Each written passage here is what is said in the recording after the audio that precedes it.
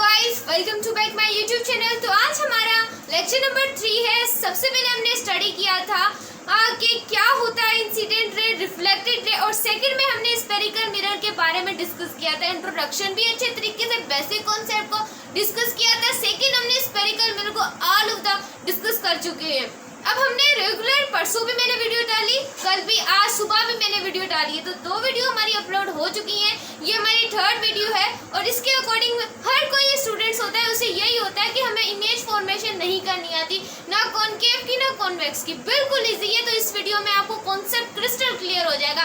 ज़्यादा से ज़्यादा आप वीडियो को अपने दोस्तों में शेयर कीजिएगा ताकि वो भी इस वीडियो से काफ़ी फ़ायदा हासिल कर सके। चलिए स्टार्ट करते हैं आज हमारी वीडियो को। तो चलिए, अब फर्स्ट हमारे पास है कि रोल ऑफ कॉनकेव मिरर के, कॉनकेव मिरर के हमारे पास क्या रूल्स है। तो हम क्या करेंगे, इसे डिस्कस करेंगे। हमें पता है कि कॉनकेव मिरर वो होता है जिसकी इनर साइड क्या हो, पॉलिश हो, जिसकी इनर साइड क्या हो, पॉलिश हो। तो देखिए रूल वन को अच्छे तरीके से आप देखिएगा कि रूल 1 आपको क्या कहता है। तो वीडियो को पूरा देखिएगा। तो देखिए ये हमारे पास है कॉनकेव, इसकी इनर साइड क्या है, पॉलिश है। कोर्स से देखिएगा, अंडरस्टैंड कीजिएगा कॉन्सेप्ट को। इनर साइड पॉलिश है, यहाँ पर पोल है, ये हमारा फोकस पॉइंट है, ये हमारा क्या है, सेंटर ऑफ कर्वेचर। सबसे पहले जो आपकी रेज आएंगी वो क्या करेंगी, देखें सबसे पहले आपकी रेज आएंगी बिल्कुल पैरेलल होंगी, बिल्कुल पैरेलल होंगी। उसके बाद रिफ्लेक्ट होकर कहाँ जाएंगी, प्रिंसिपल फोकस पर। तो ये आपका क्या है, फर्स्ट रूल है। आई hope you can understand it. First, अगर आपको अभी भी थोड़ा नहीं समझ आया, कुछ रहता है तो वीडियो को पास कर लीजिएगा। सेकेंड रूल आप लोगों के पास क्या है, ये आप लोगों के पास है हमारा कॉनकेव मिरर है, इसकी साइड क्या है, पॉलिश्ड है। ये हमारा क्या है, पोल है, ये हमारा फोकस पॉइंट है, ये हमारा सेंटर ऑफ कर्वेचर है। अच्छे तरीके से कॉन्सेप्ट को अंडरस्टैंड करें। सबसे पहले रे आएंगी वो सेंटर ऑफ कर्वेचर से रे आएंगी। देखिए सेंटर ऑफ कर्वेचर से रे आएंगी, मिरर से टकराएंगी। क्या करेंगी, मिरर से टकराएंगी और दोबारा सेंटर ऑफ कर्वेचर पे वापस जाए। तो ये हमारे पास क्या है, सेकंड रूल है। ये हमारे पास क्या है, सेकंड रूल है।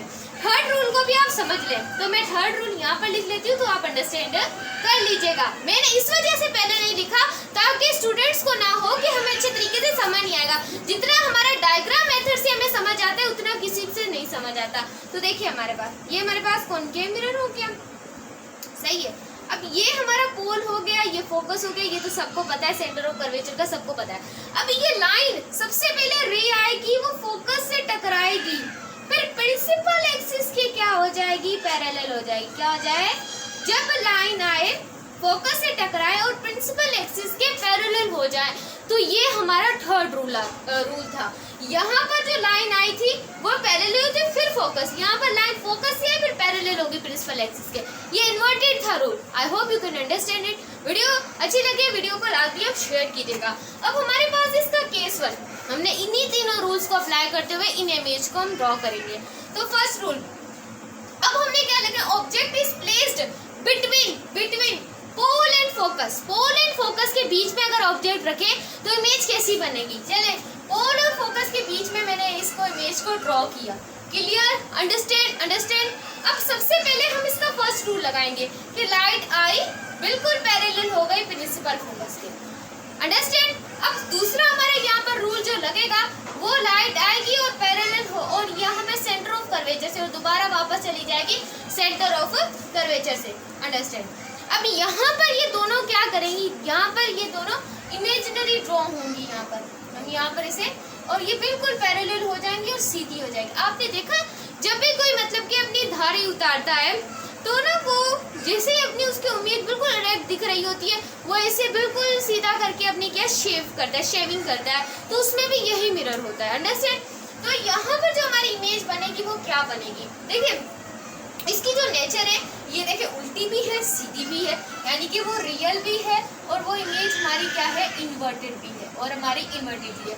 अब पोजीशन, हमें तो पोजीशन को पता ही चला। तो चलिए पोजीशन इसकी क्या है, सबसे पहले आपको इसकी पोजीशन देखना है कि इसकी पोजीशन हमारे पास क्या होगी। तो ये मिरर से पीछे बनी है, तो हम कहेंगे ये बियॉन्ड द मिरर। अंडरस्टैंड। यहाँ पर OR आप लिख लीजिएगा, फिर मैं लिख देती हूँ। उसके बाद इसका साइज, देखिए साइज ये इसका थोड़ा बड़ी भी है और थोड़ी छोटी भी है, बड़ी भी है और छोटी भी है, तो हम कहेंगे ये लार्ज है। ये हमारे पास क्या है, लार्ज। फर्स्ट रूल आपको बहुत अच्छे तरीके से केस क्लियर क्लियर हुआ। अब सेकंड केस, कमेंट में लास्ट में बताइएगा कि आपको कैसी वीडियो लगी है। फोकस, मैंने जितना चाहा कॉन्सेप्ट को बहुत शॉर्ट किया, आंसर को सामने रखते हुए मैंने ये वीडियो बनाई है। अब देखें, फोकस पर अगर ऑब्जेक्ट को रखे, सही है, मैंने किस पर रखा, फोकस पर ऑब्जेक्ट को रखा, सही है। अब यहाँ पर भी दो ही रूल अप्लाई होंगे, एक पहला और एक दूसरा। अब लाइन गई बिल्कुल पैरेलल हो गई किसके, प्रिंसिपल फोकस के, अंडरस्टैंड। और दूसरी जो लाइन आई है वो क्या हो गई, पैरेलल हो गई। अब देखिए, ये पता तो नहीं है ये कब जाके आपस में मर्ज होंगे, ये दूर ही जाएंगे, क्योंकि ऑब्जेक्ट अगर हमारा फोकस पर होता है तो इमेज हमारी इन्फिनिटी पर बनती है। किस पर बनती है, इन्फिनिटी पर बनती है।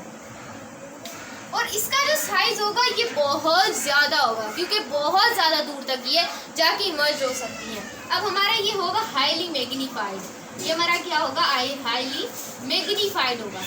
उसके बाद इसकी नेचर हमें पता है, रियल भी होगी और इसकी नेचर हमारी इन्वर्टेड भी होगी, यानी कि ये सीधा भी होगा और हमारा उल्टा भी होगा, रियल भी होगी और दूसरा इन्वर्टेड भी होगी।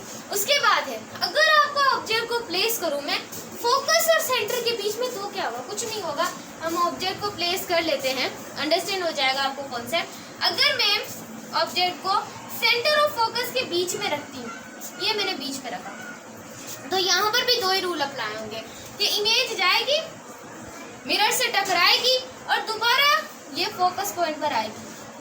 Understand, understand, I hope you are understand. उसके बाद हमारे पास यहाँ पर फिर से टकराएगी, टकराने के बाद ये सेंटर ऑफ कर्वेचर से जाकर मिलेगी। ये ए ऑब्जेक्ट का ए अल्फा हो गया और ये हमारे पास बी अल्फा हो गया। समझ आया आपको, आई होप। ये ऑब्जेक्ट के पीछे बनी है, ये सेंटर ऑफ कर्वेचर के पीछे बनी है, पीछे बनी है ना, देखे तो पीछे बने हैं, तो इसकी पोजीशन क्या होगी, beyond the C, beyond the सी।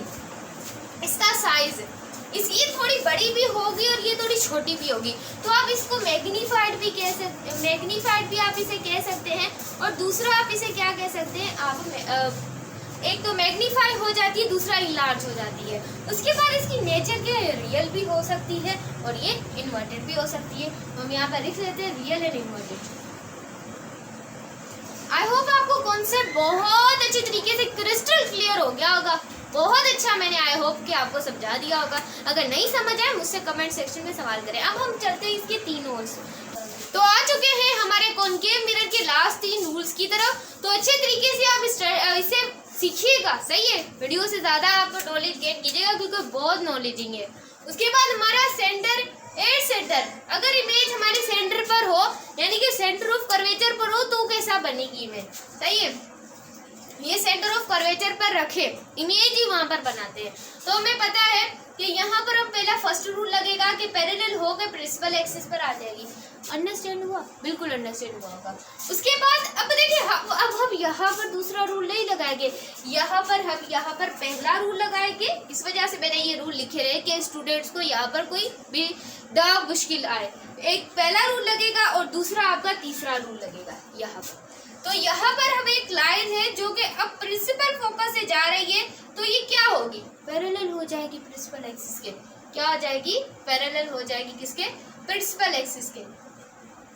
वही पैरेलल, वही पैरेलल, अंडरस्टैंड हुआ आपको। तो इमेज हमने यहाँ पर बनाई तो बिल्कुल उतने ही साइज की हमारी इमेज, बिल्कुल उतने ही साइज की यहाँ पर भी बनेगी, सेम साइज। अगर आपकी सेंटर पर कोई भी इमेज होती है तो उसका सेम साइज होता है। क्या होता है, सेम साइज होता है। और दूसरा इसकी पोजीशन, ओह नो हमने तो पोजीशन देखी ही नहीं।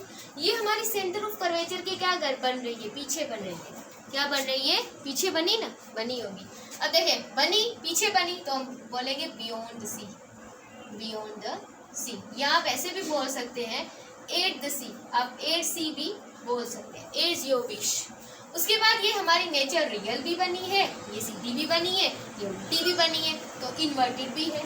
क्या है, इन्वर्टेड भी है। अंडरस्टैंड, केस नंबर 4 भी अंडरस्टैंड हो चुका होगा। अगर थोड़ी सी भी कंफ्यूजन हो तो आप कमेंट में इजाहर कर सकते हैं। देखें, अगर आपकी इमेज बियॉन्ड द सी पर रखी जाए, क्या, सेंटर ऑफ कर्वेचर के पीछे, तो देखिए सेंटर ऑफ कर्वेचर के पीछे मैंने क्या रखा, इमेज को रखा, डायग्राम। अब यहाँ पर वही पहला और दूसरा रूल की पैरेलल हो जाएगी। किसके पैरेलल हो जाएगी, प्रिंसिपल फोकस के। किसके पैरेलल हो जाएगी, प्रिंसिपल फोकस के। उसके बाद ये यहाँ से एक रे आएगी जो कि सेंटर ऑफ कर्वेचर की क्या हो जाएगी, पैरेलल हो जाएगी। यहाँ पैरेलल, यहाँ पर आगे लगेगी। अब आपने थोड़ा सा गौर किया होगा कि हमारी जो इमेज हमने यहाँ पर रखी है और यहाँ पर जो इमेज बनी है वो बहुत छोटी बनी है। यहाँ इमेज का साइज हमारा बहुत छोटा है, बहुत छोटा है। तो हम कहेंगे कि ये इमेज हमारी डिमिनिश्ड है। क्या है, डिमिनिश्ड बना छोटी। और दूसरा इसकी पोजीशन, ओह नो पोजीशन तो मैं भूल ही गई भाई। पोजीशन इसकी क्या है, देखिए सी और एफ के बीच में बनी है। सी और एफ के, सी एंड एफ के बीच में इमेज बनी है। Clear, understand. उसके बाद हमारे नेचर में पता है सीधी भी और उल्टी भी है, रियल भी है और दूसरा इन्वर्टेड भी है। क्लियर हुआ, क्रिस्टल क्लियर हो तब बताया करें। उसके बाद हमारे है अगर 8 इन्फिनिटी पे हो तो इमेज आपकी कैसी बनेगी, कैसी बनेगी देखते हैं। अगर इन्फिनिटी पर हो हमेशा एमसीक्यूज आता है, मैंने कल की वीडियो में भी बताया नहीं था, लगता है ये एमसीक्यूज। अगर इमेज हमारी इन्फिनिटी पर हो तो हमेशा फोकस पर बनेगी, अगर फोकस पर हो तो हमेशा किस पर बनेगी, इन्फिनिटी पर बनेगी। एमसीक्यूज याद रखिएगा, मैं मार्क करती रहती हूँ एमसीक्यूज। इस वजह से फिजिक्स में हर कोई वीक इस वजह से होता है क्योंकि एमसीक्यूज को नोटिस ही नहीं करता बुक में, तो नोटिस किया करें। अब ये देखिए इन्फिनिटी, इन्फिनिटी, इन्फिनिटी पे है इमेज तो यानी कि फोकस पर इमेज होगी हमारी, क्या होगी, फोकस पर है। थप्पड़ जहां से भी मारने लगेगी तो गाल पर ही ना। तो देखें यहाँ से लाइन आप लगाएं, सही है, जहां से भी लगाएं, नीचे से लगाएं, ऊपर से लगाएं। अब यहाँ पर ये क्या हो जाए, फोकस पॉइंट पर गुजर जाए। अब दूसरी लाइन हम कहाँ से निकालेंगे, नीचे से निकालेंगे, जहां से भी नीचे से भी निकालें, नीचे से निकालेंगे वो भी क्या होगी, प्रिंसिपल फोकस पर चले जाएगी। Understand, understand. सो इसकी जो पोजीशन होगी हमें पता है रियल होगी और इन्वर्टेड होगी।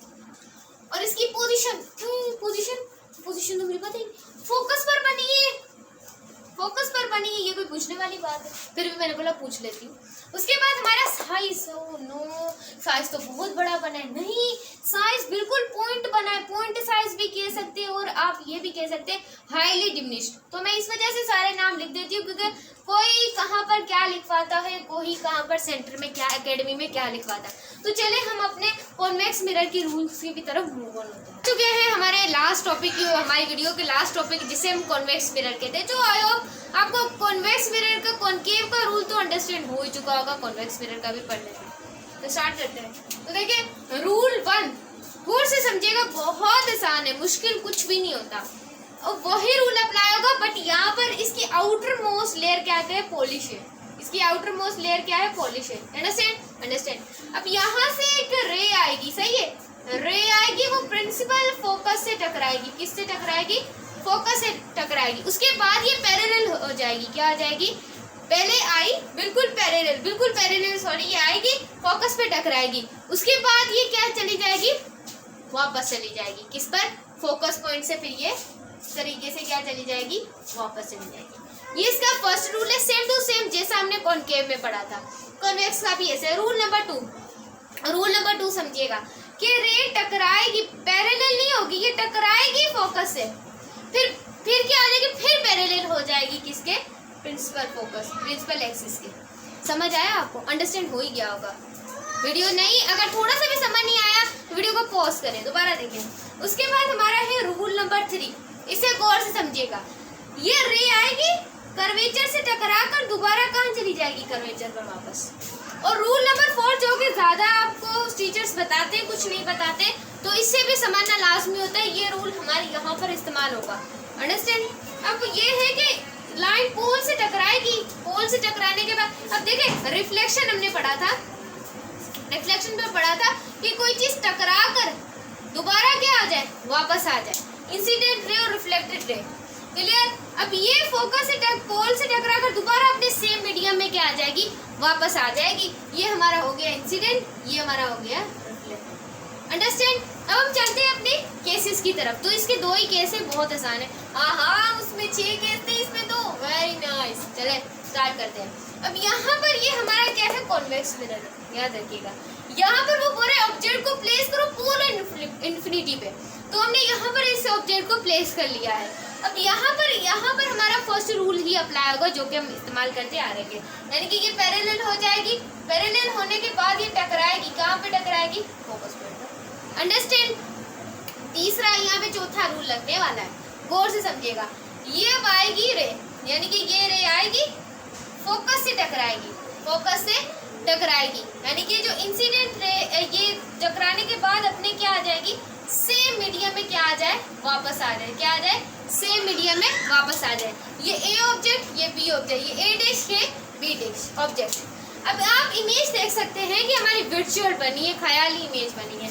तो ये हमारी क्या है, वर्चुअल है, और इमेज हमारी क्या बनी है, इरेक्ट बनी है। दूसरा आपकी इसकी पोजीशन, पोजीशन देखें, पी और एफ की क्या बनी है, बीच पे बनेगी, तो हम कहेंगे पी एंड एफ, या 8 पी एंड एफ। इसका साइज, ओह नो, साइज इसका क्या होगा, तो साइज इसका बिल्कुल डिमिनिश्ड होगा, बिल्कुल क्या होगा, छोटा होगा, यानी कि डिमिनिश्ड होगा। अब ये हमारा लास्ट रूल है वीडियो का।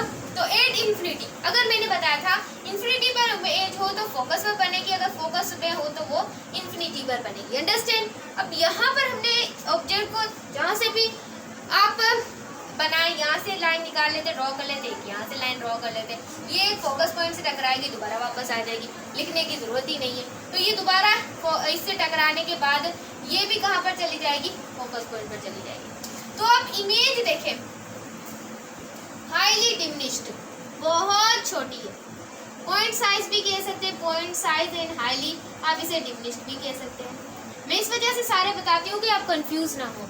उसके बाद इसकी पोजीशन, पोजीशन, पोजीशन, अगर इमेज इन्फिनिटी पर पोजीशन फोकस होगी, या फोकस पॉइंट, या फिर आप एफ भी लिख सकते हैं। उसके बाद इसकी नेचर क्या है, नेचर एक तो वर्चुअल है और दूसरी हमारी क्या है, इरेक्ट। वीडियो अच्छी लगे वीडियो को लाइक कीजिएगा, चैनल को सब्सक्राइब कीजिएगा, ताकि आपको हर लेक्चर हमारे टाइम पर मिल